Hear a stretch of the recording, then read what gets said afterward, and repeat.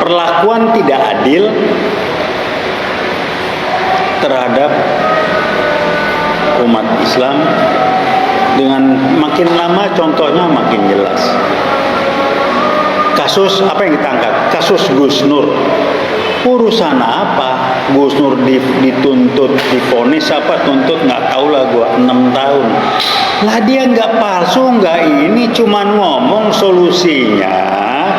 Barane Gus, saya nggak ahli agama lah, tapi solusinya dengan mubalah itu ya berjanji depan publik. Siapa yang bohong?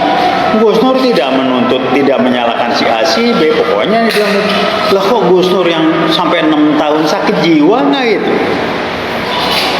Terus saya nggak ahli hukum, sehingga pertanyaannya adalah memindahkan pengadilan dari Jakarta ke Solo ada apa ya? Saya nggak tahu mas, ada aspek hukumnya. Sehingga guyonannya persepsi yang bisa berkembang, mudah-mudahan keliru. Oh, dipilih kali pengadilan-pengadilan yang bla bla bla, yang begini segala macam. Hakim dalam situasi susah, kalau nggak nurut mungkin bisa diapa-apain dan segala macam, dan bisa aja kemudian gua vonis saya, nanti kan dia banding, yang penting gua nggak jadi korban juga. Ini yang kejadian.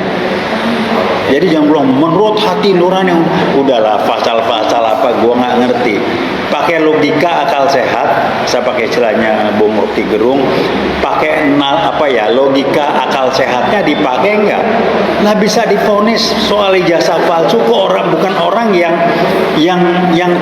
belum menunjukkan ijazahnya asli nggak asli, itu yang nggak disinggung. Saya bilang ijazahnya palsu, dari mana? Fotonya udah beda, hidungnya beda, dulu juga nggak pernah berkumis, kupingnya beda, diklaim. Jadi gimana? Kayak Gus Nur yang disalahin. Ini bagaimana sih? Nah itu tes water.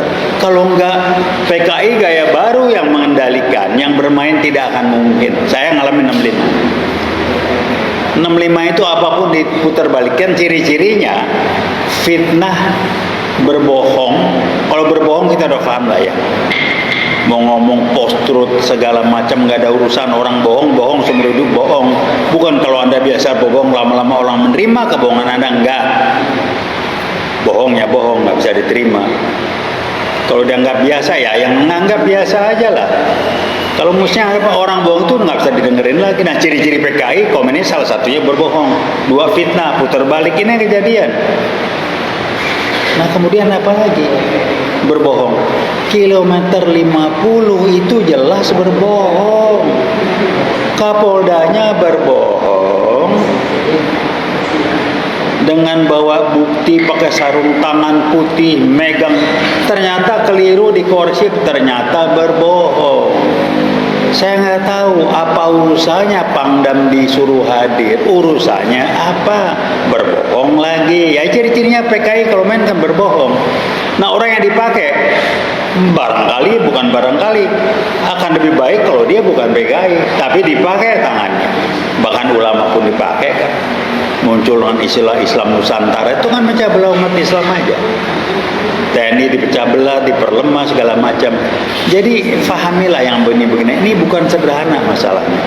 Kemudian apa lagi? Mau sampai kapan kasus ijazah palsu? Saya tahu persis. Hakimnya bingung, vonis apa, diulurin udah begitu panjang, tinggal manggil kok, mana itu ijazahnya tunjukin, kalau emang nggak palsu gini, selesai kan? Dipanggil nggak? Kan gampang. Kalau presiden tidak bisa hadir, bukan presiden, sorry, Pak Jokowi tidak bisa hadir, ya dia sebagai presiden bisa nunjuk ini bahwa ijazahnya nggak ada. Tapi yang tersebar di medsos, foto di ijazah yang namanya Pak Jokowi itu bukan, udah bohong ya. Nah kalau itu kenakan berentet, kok KPU-nya mendiamkan, panjang, ya kan? Jadi kalau udah ijazah palsu, nggak heran muncul kilometer 50, berbohong juga, fitnah juga, putar balik omongan juga. Orang yang jadi korban difitnah, kan sama ciri-cirinya. Sambo begitu.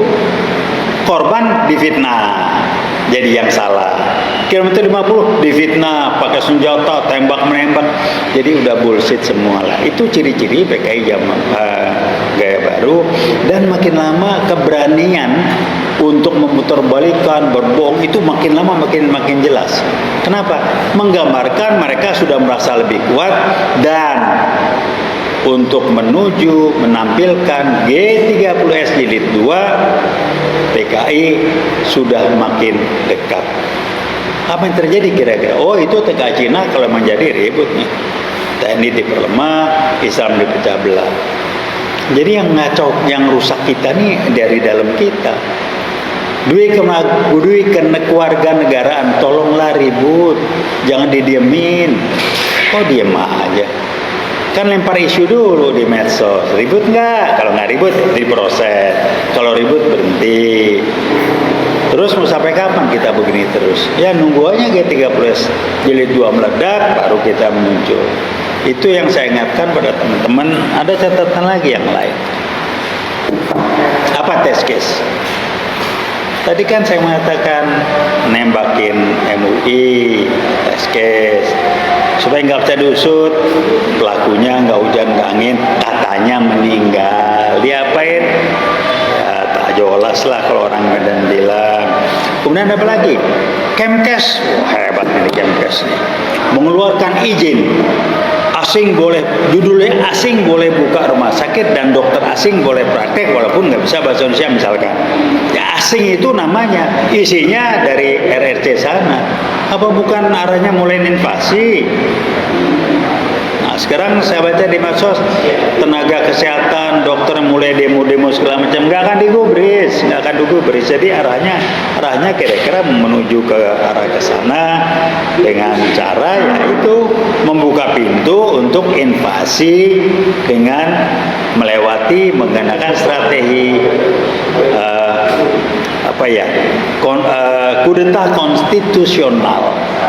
Undang-undang kesehatan mengizinkan secara konstitusi dikudeta. Cina REC boleh masuk di sini. Dokter-dokter REC boleh praktek di sini. Kudeta, kenapa? Undang-undang melindungi.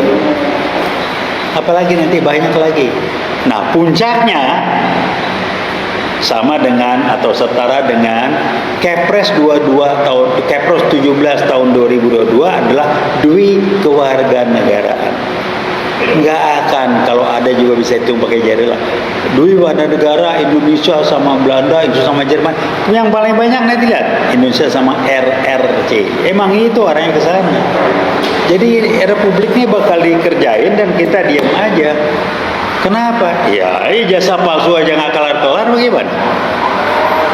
Kembali kami UI World bersyukur kami tidak terlalu goblok dan kami tidak mudah dikadal-kadalin untuk tidak memahami ini. Kami mengingatkan Anda yang kebetulan atau nanti melihat rekaman ini, tolong beritahukan teman-teman yang lain, jangan mendiamkan dan biasakan kenapa ini gini, kenapa ini begini. Semuanya tes the water, tes dulu, percobaan. Ribut nggak? Kalau nggak ribut jalan terus. Alihkan ke yang lebih strategis. Kepres 17 tahun 2022 enggak seribut ngomong, waduh, oligarki, pri non pri, terus korupsi, tidak demokrasi, kok itu yang diributin? Itu cuma akibat. Kenapa? Coba bandingin. Kenapa rejim sekarang ini begitu rame, ribuh, pecah belah, rame, bangsa diadu domba, tidak pernah terjadi di pemerintahan sebelumnya. Kenapa? Ya PKI gaya baru bermain. Kan simpel. Jadi kenapa sekarang begini, kok kemarin enggak? Terakhir saya bilang, pada apa-apa yang dijahit apa? Orde Baru. Kenapa Orde Baru? Karena Pak Harto lah yang menumpas PKI. Kenapa nggak bilang Orde Lama? Orde Lama terakhir Bung Karno itu saya bilang dikadalin lah dengan membentuk Nasakom, membuat komunis bisa tampil bla bla bla segala macam dan linknya ke Cina. Bedanya Bung Karno nggak bisa dikendalin sama Cina, yang sekarang diatur habis.